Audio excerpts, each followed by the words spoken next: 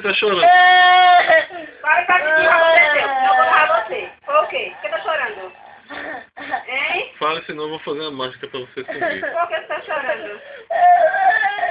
Fala direito, não tô entendendo nada. Ele fez o quê? Ele fez o quê? Diga pra mim, pra eu brigar com ele, ele fez o quê?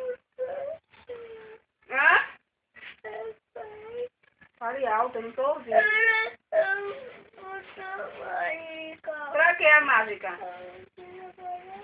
Pra você o quê? Desaparecer?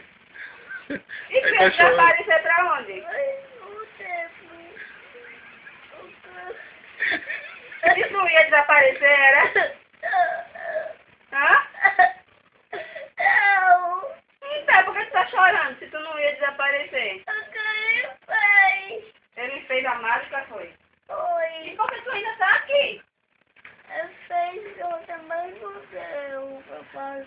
Ele fez outra que não deu pra fazer?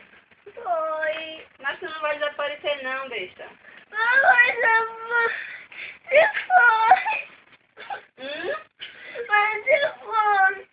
Se fosse desaparecer? E tu não quer desaparecer não, é? Por quê? Oxi, é bom desaparecer.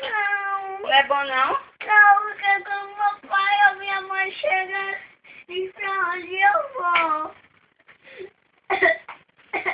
E tu não é homem não, é?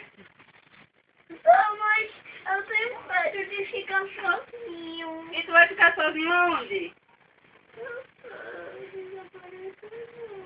Não quer desaparecer não?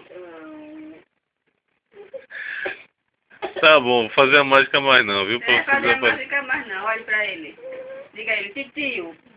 Vai, diz.